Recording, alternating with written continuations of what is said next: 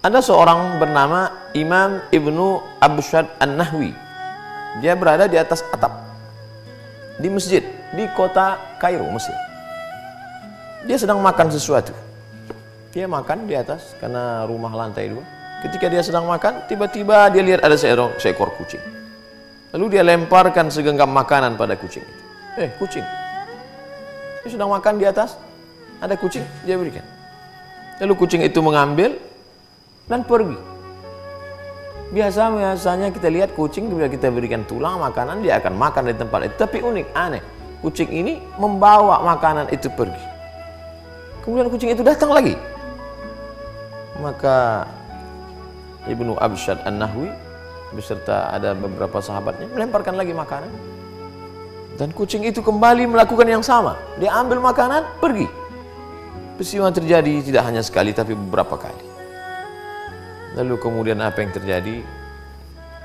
Tidak mungkin seekor kucing kecil makan banyak sekali. Dari tadi kita lempar makanan, dia pergi. Apa yang terjadi sebenarnya?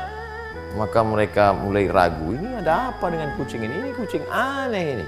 Apa yang terjadi ini? Ternyata mereka ikuti apa yang terjadi. Kucing ini memanjat dinding atap masjid, dari tepi masjid. Lalu kemudian turun ke tempat kosong.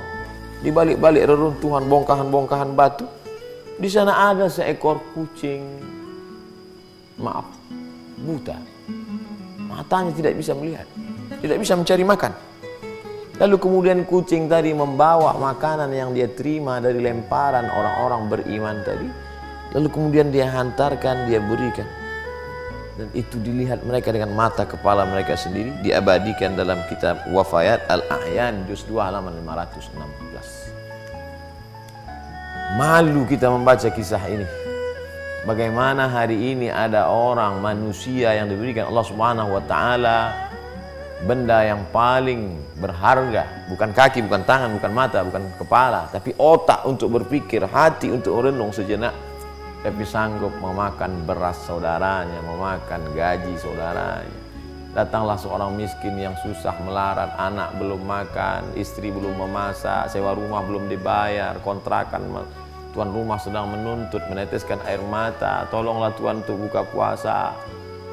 Tapi dia sanggup menghardi. Padahal yang dia minta bukan sedekah, dia hanya meminta gaji saya, Pak. Saya pagi datang jam 7, pulang jam 7 malam.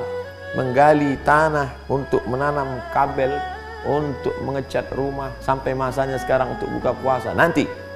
Tapi ini gaji saya, kalau kamu mau tetap kerja dengan saya, ikut, kalau tidak, pergi. Oh, di mana hatimu saudaraku?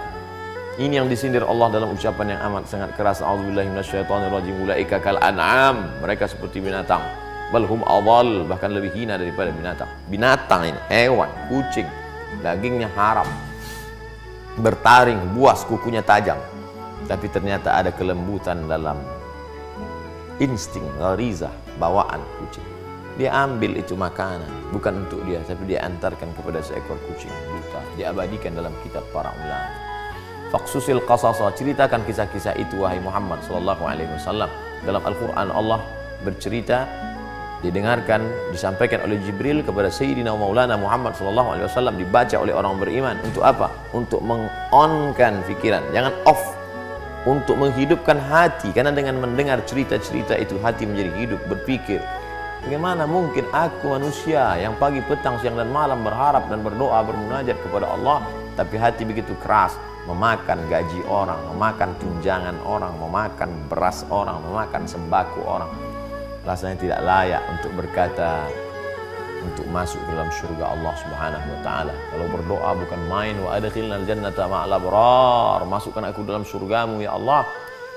Kau merasa dirimu masuk surga karena witirmu, karena tahajudmu, karena duhamu, karena khataman Qur'anmu. Tapi ternyata hatimu keras, tidak mau menolong saudaramu.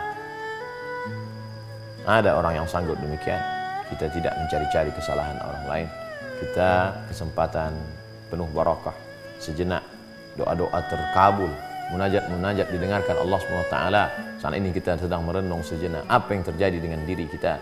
Masih pedulikah kita pada tetangga kita?